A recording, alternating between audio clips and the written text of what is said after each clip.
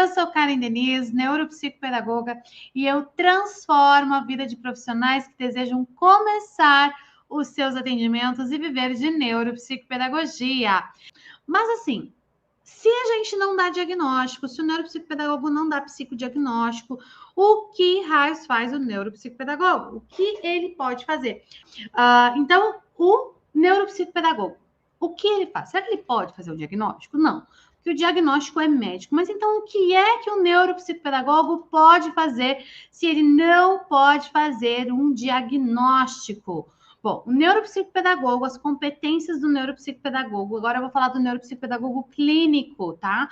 Porque quem vai fazer uma avaliação é o clínico. Então, a competência do neuropsicopedagogo clínico é observar, avaliar, intervir, né? Fazer intervenção, fazer avaliação, reabilitação dentro da aprendizagem numa perspectiva da neuropsicopedagogia. O que é isso? É a gente entender, né, o processo de aprendizagem a partir do sistema nervoso. A gente entender o sistema nervoso enquanto estrutura, enquanto função, né? Toda essa ordem do sistema nervoso e como ele vai processar o processo de aprendizagem, como se dá esse processo dentro dessa perspectiva orgânica, né? Dessa perspectiva neurobiológica da aprendizagem. Bom, entendendo isso, é nossa função realizar um processo que nós chamamos de avaliação.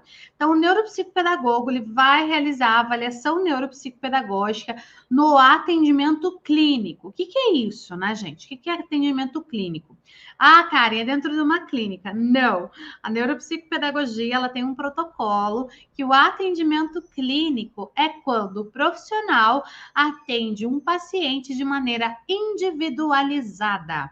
Então, um atendimento individual, nós chamamos de atendimento clínico. Ao atendimento em grupo, quando o neuropsicopedagogo faz atendimento de grupos, atendimento coletivo, nós chamamos esse atendimento de neuropsicopedagogia institucional, tá? Então, assim, vamos falar aqui, fazer o recorte para neuropsicopedagogia clínica, que é o atendimento individualizado, que tem a relação com o processo de avaliação.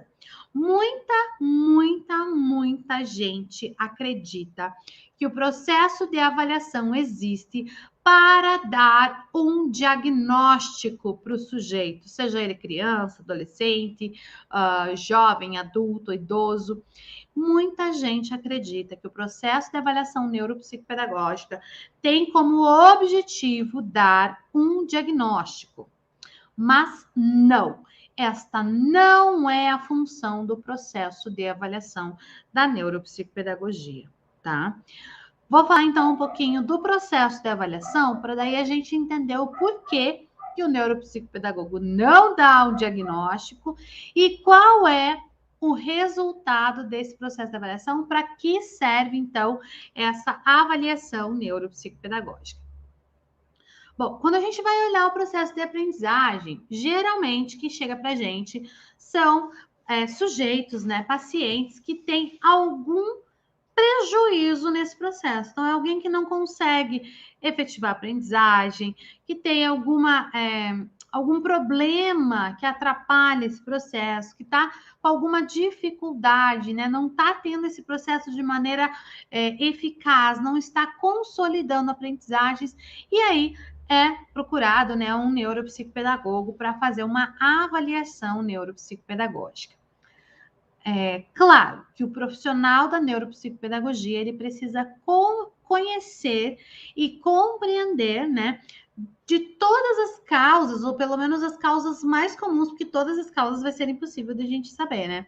Mas pelo menos as causas mais comuns que podem afetar a aprendizagem, as causas mais comuns que podem afetar o processo de aprendizagem. Bom, entendendo isso, então, o que acontece? O neuropsicopedagogo, ele vai propor, né, a partir do nosso protocolo de avaliação, num período aí de 3 a 6 sessões, não são 10, não são 15, não são 2 meses, tá?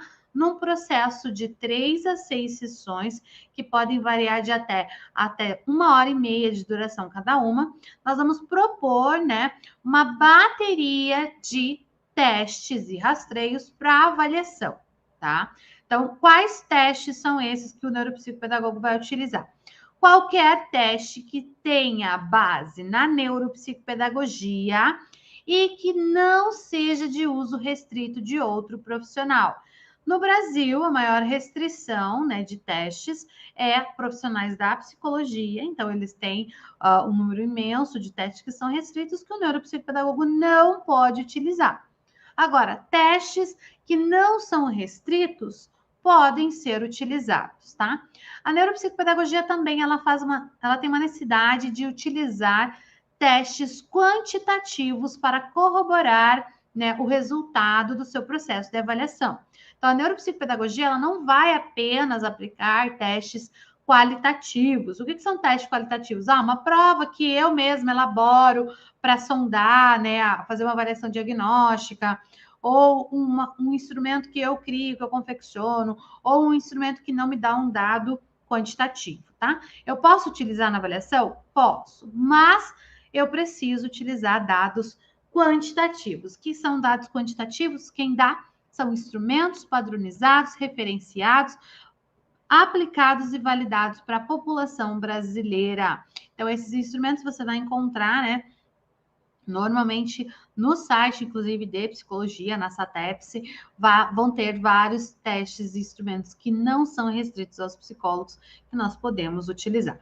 Bom, entendendo isso, o neuropsicopedagogo clínico, ele vai avaliar, tá? Ele vai avaliar as habilidades que são requisitos e pré-requisitos da aprendizagem. Então, ele vai avaliar cada uma dessas habilidades, às vezes ele avalia numa bateria de testes em conjunto várias habilidades, porque lembre-se, nós separamos essas habilidades, nós separamos essas funções cognitivas para melhor entendimento. Mas o nosso sistema nervoso é uma engrenagem, ele não para uma parte para me mostrar outra, ele funciona como um todo. Claro que assim como uma engrenagem, quando uma pecinha está com alguma alteração, vai afetar todo o processo da engrenagem. Mas nosso sistema nervoso ele não funciona isoladamente, tá? Os processos eles são simultâneos e concomitantes. Então eles estão acontecendo ao mesmo tempo, tá bom? Bom, entendendo isso, nós vamos criar ali uma bateria de avaliação, vamos realizar essa avaliação e a partir da abordagem quantitativa, que vamos ter dados, né, numéricos, quantitativos, que vão nos dar uma proporção ali para a gente possa identificar o que nós chamamos de padrões e desvios padrões dentro da normalidade, dentro do esperado para a idade, né, e para o seu desenvolvimento, escolaridade. Nós vamos também utilizar a abordagem qualitativa. E eu sempre brinco assim com os meus alunos para eles lembrarem que quando a gente fala em instrumento qualitativo, vão ser instrumentos que precisam ter um valor dado pelo profissional. Então, eu falo que depende da qualidade, da qualificação do profissional.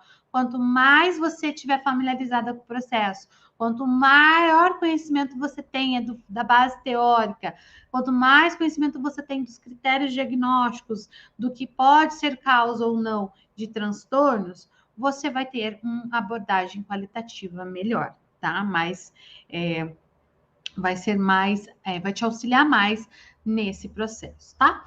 Mas a avaliação neuropsicopedagógica, ela tem um objetivo, que é pura e simplesmente identificar o que é que o sujeito, qual é a sua relação com o processo de aprendizagem, como é que o sujeito se relaciona, como ele aprende, o que está prejudicando esse processo, quais barreiras estão limitando que essa aprendizagem se consolide. Se são questões orgânicas, se são questões ambientais, se são questões contextuais, né, bem contextualizadas ali, questões sociais, questões inclusivas, socioeconômicas. Então, a falta, né, de condição e acesso ao ensino, em especial ao ensino presencial, e a gente está vendo muita defasagem escolar esse ano, em função, né, que nós tivemos mais de um ano, praticamente um ano e meio de educação online, né, remota, né, ensino remoto, em função da pandemia, né, da Covid. Então, tudo isso pode ser identificado no processo de avaliação, tá? Tudo isso deve ser identificado. Mas o objetivo da avaliação, então, não é dar um diagnóstico, não é dar um parecer dizendo, o fulano não aprende porque ele tem isso. Não. Nosso objetivo na avaliação neuropsicopedagógica é identificar como esse sujeito se relaciona com a aprendizagem, é entender como esse sujeito aprende, né? O que está acontecendo nesse processo de aprendizagem? Será que, de alguma forma, alguma base orgânica, alguma base neurobiológica não está funcionando corretamente? Ou porque tem alguma disfunção, ou porque simplesmente não foi estimulada de maneira correta?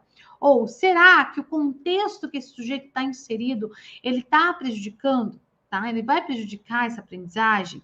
Enfim, tudo isso é o objetivo da avaliação neuropsicopedagógica.